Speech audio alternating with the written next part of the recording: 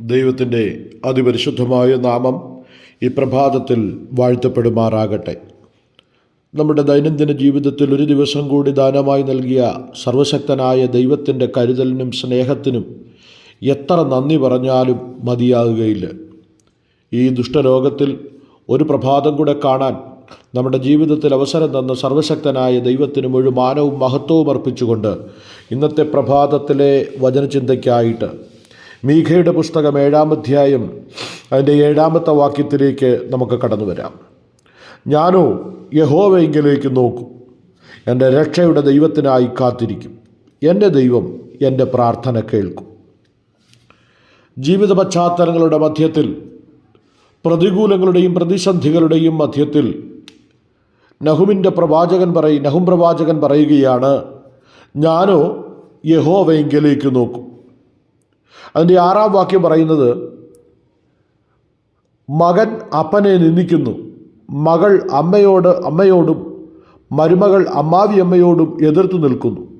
മനുഷ്യൻ്റെ ശത്രുക്കൾ അവൻ്റെ വീട്ടുകാർ തന്നെ.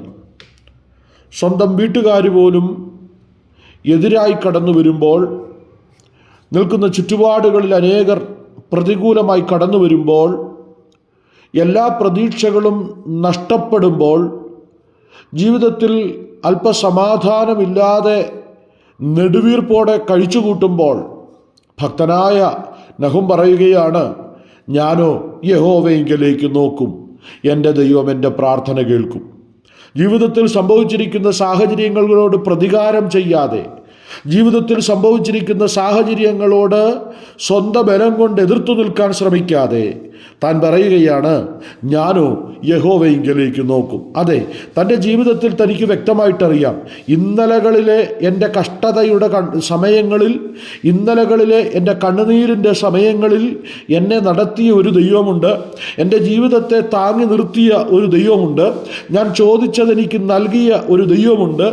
ആ ദൈവം ഈ ലോകം മുഴുവനും എനിക്ക് പ്രതികൂലമായി വന്നാലും ആ ദൈവം, ഇന്നലകളിലെ എന്നെ നടത്തിയ ദൈവം എനിക്ക് അനുകൂലമായാൽ ഈ ലോകത്തിലെ യാതൊന്നിനെയും എനിക്ക് ഭയപ്പെടുവാനില്ല എന്നതിൻ്റെ അകത്തളങ്ങളിലെ ചിന്ത തന്നെ ധൈര്യത്തോടെ നിർത്തുവാനിടയായിത്തീരുന്നു. നോക്കൂ, തൻ്റെ വാക്കുകളിലെ പ്രത്യാശ നോക്കൂ, എൻ്റെ ദൈവം എൻ്റെ പ്രാർത്ഥന കേൾക്കും. അതെ, ഇപ്രകാരം കുഞ്ഞെ, നീ ഇന്ന് പകൽ ഈ പ്രഭാതത്തിൽ ഈ ദൈവജനത്തിൻ്റെ ശുശ്രൂഷ കേൾക്കുമ്പോൾ തന്നെ നീ കടന്നു പോകുന്നത് എത്ര കഠിനമായ ശോധനയിലൂടെയാണെങ്കിലും നീ ഇപ്രകാരം ഹൃദയത്തിൽ വിശ്വസിക്കുക, എൻ്റെ ദൈവം എൻ്റെ പ്രാർത്ഥന കേൾക്കും. അതെ, നിന്റെ പ്രാർത്ഥന കേൾക്കുന്ന ഒരു ദൈവമുണ്ട്.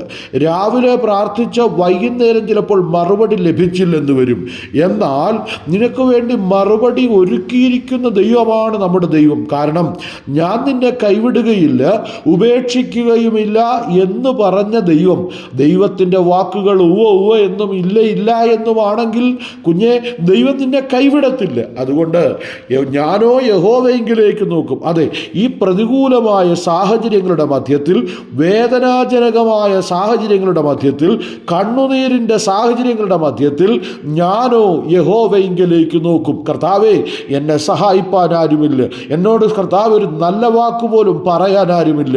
തന്നെയുമല്ല, എനിക്ക് ഈ കാര്യങ്ങളൊന്നും ആരോടും തുറന്നു പറയാൻ കഴിയില്ല കർത്താവേ. ദൈവമേ, നീയല്ലാതെ എന്നെ സഹായിപ്പാൻ മറ്റാരുമില്ല കർത്താവേ എന്ന് പറഞ്ഞുകൊണ്ട് ഉള്ളം നൊന്ത് ദൈവത്തോട് കരയാൻ നീ തയ്യാറാണെങ്കിൽ ഞാനോ യഹോവയിങ്കിലേക്ക് നോക്കും. എൻ്റെ കഷ്ടതയുടെ പാനപാത്രം വഹിച്ചുകൊണ്ട് ഞാൻ യഹോവയിങ്കിലേക്ക് നോക്കും. എനിക്കൊരു വിശ്വാസമുണ്ട്, എനിക്കൊരു പ്രതീക്ഷയുണ്ട്, എൻ്റെ ദൈവം എൻ്റെ പ്രാർത്ഥന കേൾക്കുമെന്ന്. നാളുകളായി പ്രാർത്ഥിച്ച് മടുത്തിരിക്കുകയാണോ നീ? എന്നാൽ കുഞ്ഞേ, ദൈവവചനത്തെ നീ മുറുകെ പിടിക്ക്, നീ ദൈവത്തിൽ ആശ്രയിക്ക്. യേശുക്രിസ്തുവിൻ്റെ പാദപീഠത്തിങ്കൽ നെടുമ്പാട് വീഴ്. നീ നിന്നെ തന്നെ ശുദ്ധീകരിക്ക്, ദൈവത്തിൻ്റെ സന്നിധിയിൽ നിന്നെ തന്നെ വിശുദ്ധീകരിക്ക്. നമ്മുടെ ജീവിതത്തിൻ്റെ കുറവുകളെ ഏറ്റുപറഞ്ഞുപേക്ഷിക്കാൻ നീ മനസ്സ് കാണിക്ക്. നിൻ്റെ ഹൃദയത്തിൽ നീ വിശ്വസിച്ച് ആവർത്തിച്ച് ഏറ്റുപറ, എൻ്റെ ദൈവം ദൈവം എൻ്റെ പ്രാർത്ഥന കേൾക്കും.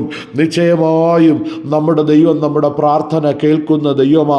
ഇന്ന് നീ കടന്നു പോകുന്ന സാഹചര്യങ്ങളെ ദൈവത്തിന് നന്നായിട്ട് അറിയാം കുഞ്ഞെ. ഇന്ന് നീ തള്ളി നീക്കുന്ന ദിവസത്തിൻ്റെ സാഹചര്യങ്ങളെ ദൈവത്തിന് നന്നായിട്ട് അറിയാം കുഞ്ഞെ. നിന്നെ അറിയാത്തവനല്ല ദൈവം, നിന്റെ സാഹചര്യങ്ങളെ മനസ്സിലാക്കാത്തവനല്ല ദൈവം. ആ ദൈവം നിന്നെ അറിയുന്നു. അതുകൊണ്ട് ഇന്നൊരു പകൽക്കാലം, ഈ പ്രഭാതത്തിൽ നിന്റെ ഉറച്ച തീരുമാനത്തോടെ പറയാൻ കഴിയുമോ, ഞാനോ യഹോവയിലേക്ക് നോക്കും. എൻ്റെ ചുറ്റുപാടുകളിൽ എന്തെല്ലാം സംഭവിച്ചാലും, ആരെല്ലാം എന്നെ വിട്ടുപോയാലും, ഞാനോ യഹോവയിലേക്ക് നോക്കും. കാരണം എന്താ?